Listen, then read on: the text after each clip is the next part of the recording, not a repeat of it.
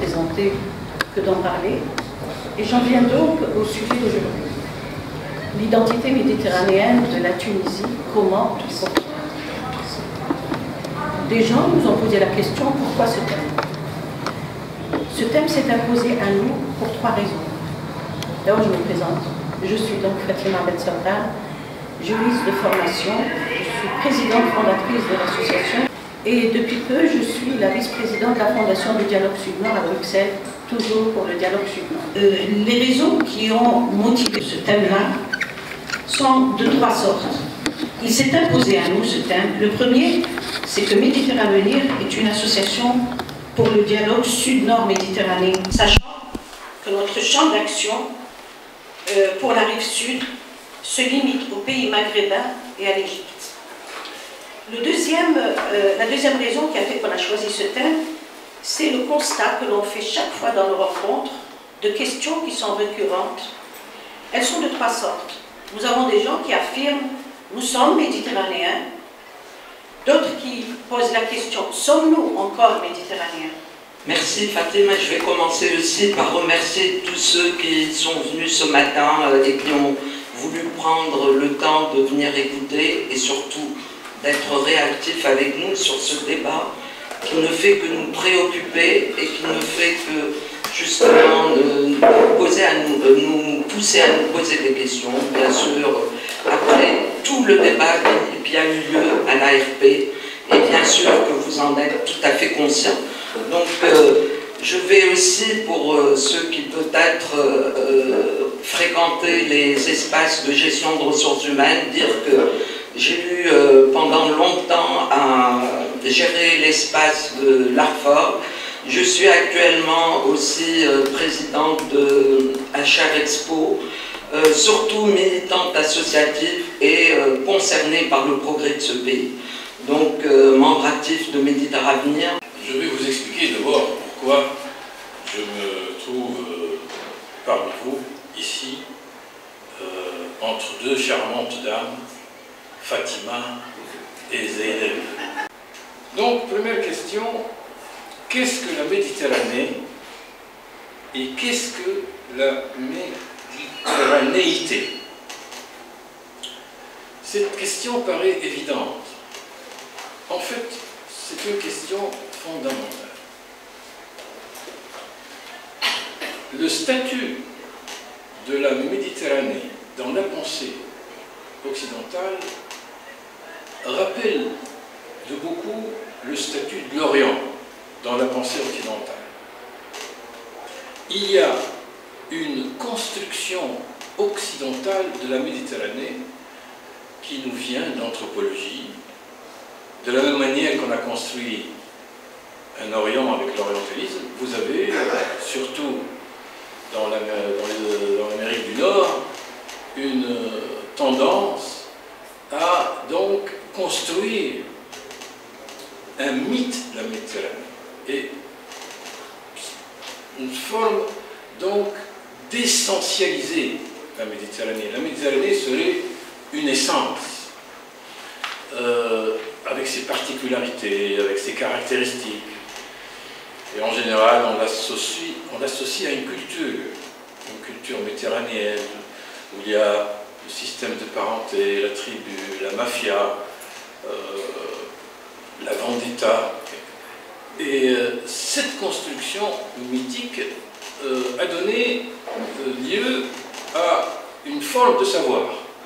Et vous avez donc des études méditerranéennes, comme vous avez des études. Évidemment, cette tendance est en train d'être remise en question. Actuellement, on remet en cause ce concept d'essentialisation. Et on se rend compte que la Méditerranée, c'est, pourrait-on dire, lorsqu'on dit essence, on nie l'histoire. Et la meilleure manière de remettre en cause cette essentialisation, c'est de revenir à l'histoire. À savoir la langue, la culture des 2 rives, ne sont pas exactement des paramètres d'opposition, mais des paramètres de rapprochement, à la condition qu'ils soient lus à travers les écluses de la Méditerranée. En effet, la Méditerranée n'est pas une frontière. Si elle est une frontière pour ceux qui ne savent pas nager ou qui n'ont jamais étudié les humanités, elle constitue une barrière infranchissable. Nous vivons aujourd'hui cette lecture de la Méditerranée. Par contre, pour ceux qui savent nager ou ont étudié les humanités, la Méditerranée a été de tout temps un espace de contact et d'échange. Donc on a parlé du pourquoi la Méditerranée. On va donc essayer d'aborder une question essentielle: comment? Il ne suffit pas évidemment de situer le décor, de rappeler la vérité ou les vérités, mais faut-il les concrétiser aujourd'hui et maintenant? Je ne sais pas ce qu'il faut, je le dirai en détail juste tout à l'heure. Il nous a rappelé aussi l'importance des religieux, certains non. Il y a aussi des politiques. Et là, il y a l'union du glaive, du goupillon, puisqu'il y a pas mal d'empereurs d'origine maghrébine, d'origine berbère. On a parlé aussi d'identité. Est-ce qu'il y a une identité ou il n'y a pas d'identité? Moi, je dirais que cette notion d'identité est dépassée. Aujourd'hui, c'est l'identification. Je suis Salah Haneshi, je suis président d'une association Atlas.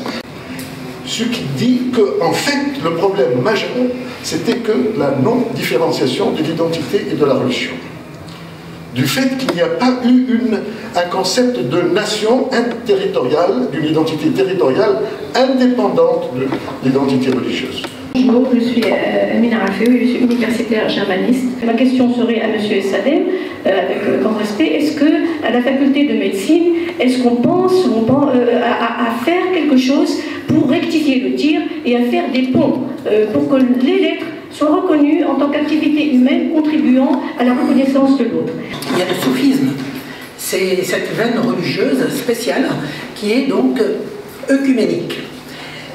Et c'est lui qui peut peut-être faire le lien avec la tradition judéo-chrétienne.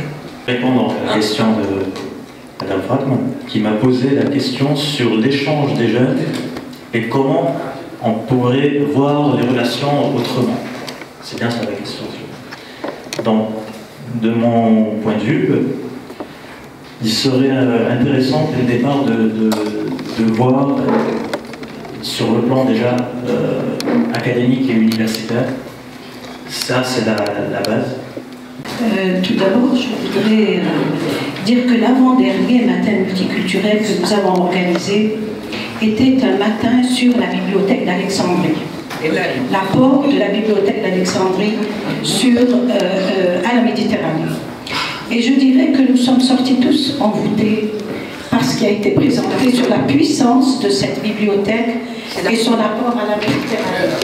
Je ne cesserai de remercier les intervenants, les participants, de pouvoir être mobilisés autour de ces questions, ce dont on essaiera d'en faire des recommandations à monter plus haut, comme quoi la société civile a sa part dans cette construction de la Tunisie nouvelle.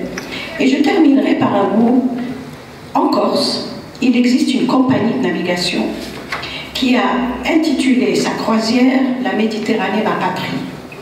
Je ne dis pas qu'elle devrait être une patrie, mais c'est quand même à réfléchir. Tout en étant tunisien, algérien, marocain, ne peut-on pas penser à quelque chose qui puisse nous réunir, non pas juste pour nous réunir, mais vers plus de paix, car c'est la division qui est en train d'engendrer aujourd'hui tous les conflits. Et peut-être faut-il penser à quelque chose qui nous unit, même par le mot, la patrie, pourquoi pas, pour dire à l'autre que je ne suis pas ton ennemi, et donc il est temps qu'on se prenne en charge, et comme a dit ici Farhat, avec donc l'apport à la fois du Nord sur cette question, si ce n'est que pour offrir à nos jeunes, comme dit Messi, comme la commission jeune qui est derrière moi, un avenir beaucoup plus radieux dans nos pays.